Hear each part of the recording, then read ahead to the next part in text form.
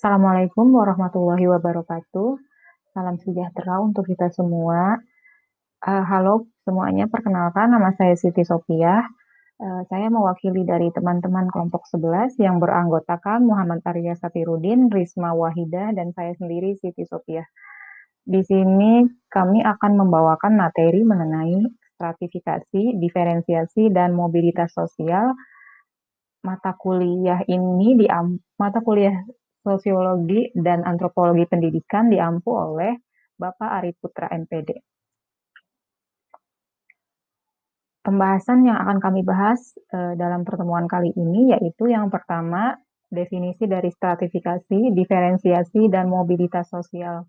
Yang kedua, klasifikasi berdasarkan bentuk dan sifatnya. Yang ketiga, dasar-dasar ukuran dari stratifikasi sosial. Yang keempat, fungsi dari stratifikasi sosial. Dan yang kelima adalah faktor pendorong dan penghambat dari mobilitas sosial. Definisi dari stratifikasi sosial adalah pengelompokan masyarakat. Artinya, stratifikasi sosial ini membagi masyarakat secara vertikal. Adapun untuk diferensiasi sosial, yaitu pembedaan anggota masyarakat secara horizontal. Artinya, pembedaan ini masih memiliki derajat atau tingkatan yang sama. Sebagai contoh, pembedaan masyarakat yang didasarkan pada perbedaan ras, etnis, suku bangsa, agama, pekerjaan, dan jenis kelamin. Di sini tidak ada yang lebih tinggi atau lebih rendah antara satu dengan yang lainnya. Adapun mobilitas sosial adalah perpindahan status sosial atau sekelompok orang atau individu ke status yang lain, baik secara vertikal maupun horizontal. Hal ini dilakukan pada suatu sistem sosial yang memiliki sistem stratifikasi sosial terbuka, menurut data dari Wikipedia. Klasifikasi berdasarkan bentuk serta sifatnya. Untuk bentuk dari diferensiasi sosial sendiri, yaitu yang pertama adalah diferensiasi ras, yang kedua adalah diferensiasi agama, yang ketiga adalah diferensiasi pekerjaan, yang keempat adalah diferensiasi suku bangsa, dan yang kelima adalah diferensiasi gender. Untuk sifat dari stratifikasi sosial sendiri, yaitu terbagi menjadi 3. Yang pertama adalah sistem stratifikasi sosial terbuka, yang kedua adalah stratifikasi tertutup, dan yang ketiga adalah stratifikasi campur. Stratifikasi sosial terbuka sendiri merupakan sistem stratifikasi yang memberi kesempatan pada setiap orang untuk naik atau turun ke dalam lapisan tertentu. Proses perpindahan didasarkan atas kemampuan dan usaha seseorang. Setiap orang dapat naik atau turun stratifikasi sosialnya atas dasar upaya dari individu itu sendiri.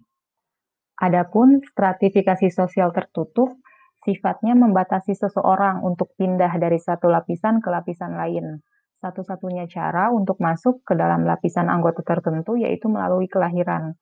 Lapisan masyarakat yang masih menerapkan sistem pelapisan sosial tertutup ini dapat ditemukan dalam penganut sistem kasta. Untuk stratifikasi sosial campuran yaitu merupakan gabungan dari 2 macam stratifikasi, yaitu stratifikasi tertutup dan stratifikasi terbuka. Contoh dari stratifikasi campuran adalah jika seseorang dari kasta tertentu dan ingin mengubah kasta tersebut, maka ia harus berpindah tempat ke lingkungan dengan sistem stratifikasi sosialnya yang terbuka. Stratifikasi sosial umumnya akan membagi masyarakat ke dalam 3 tingkatan seperti berikut ini, yaitu ada golongan atas, golongan menengah, dan golongan bawah. Dasar-dasar yang menjadi ukuran dalam stratifikasi sosial menurut Horton dan Ham serta Surjono Sukanto adalah 5 kriteria ini. Yang pertama adalah kekayaan, yang kedua adalah kekuasaan, yang ketiga adalah kehormatan, yang keempat adalah ilmu pengetahuan, dan yang kelima adalah keturunan. Fungsi dari stratifikasi sosial yang pertama adalah distribusi hak-hak istimewa. Pengelompokan sosial berperan di dalam pendistribusian hak-hak secara objektif.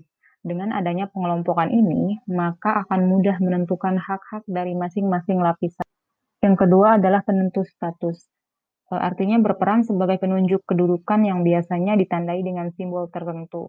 Contohnya, seorang dari lapisan kelas atas memiliki barang-barang mewah ataupun aktivitas yang menunjukkan bahwa orang tersebut berada pada kelas atas. Fungsi yang ketiga yaitu menggambarkan tingkat mudahnya bertukar status sosial.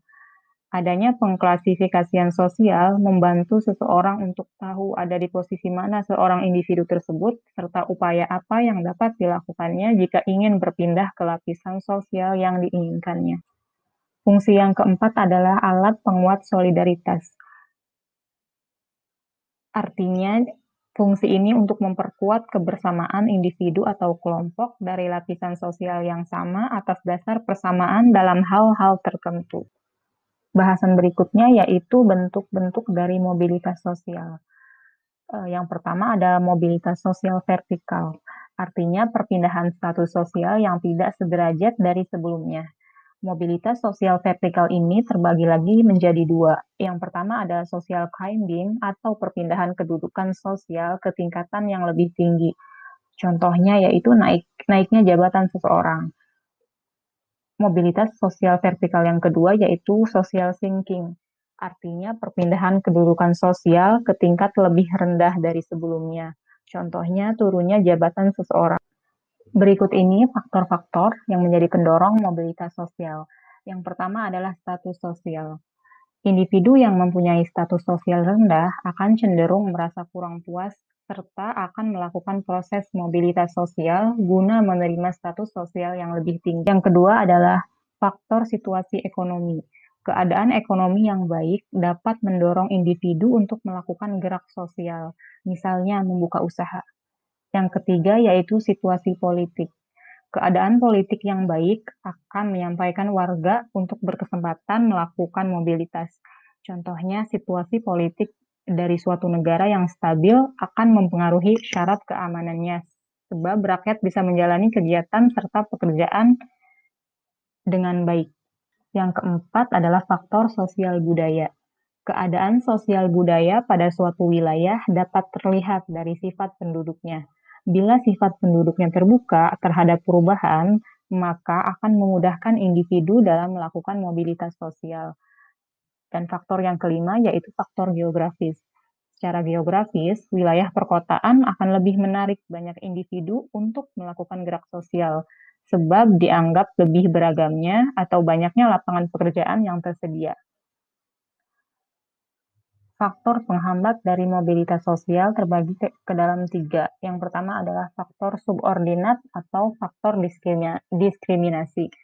Yang mana ini merupakan sikap yang membedakan perlakuan terhadap sesama karena adanya perbedaan di antara latar belakang suku, etnis, ras, agama, dan yang lainnya. Untuk yang kedua adalah faktor kemiskinan. Masyarakat yang mengalami kemiskinan bahkan kesulitan untuk mencari penghasilan juga, dan ini otomatis akan sulit untuk mencapai status tertentu. Biasanya penyebab terjadinya dikarenakan tingkat pendidikannya yang rendah. Untuk yang ketiga adalah faktor perbedaan kepentingan. Persaingan dalam melakukan mobilitas sosial vertikal antara satu individu dengan yang lain menunjukkan adanya perbedaan kepentingan. Apabila perbedaan kepentingan yang tidak bisa dikelola, maka akan menghambat individu untuk melakukan perpindahan posisi sosial menjadi lebih baik.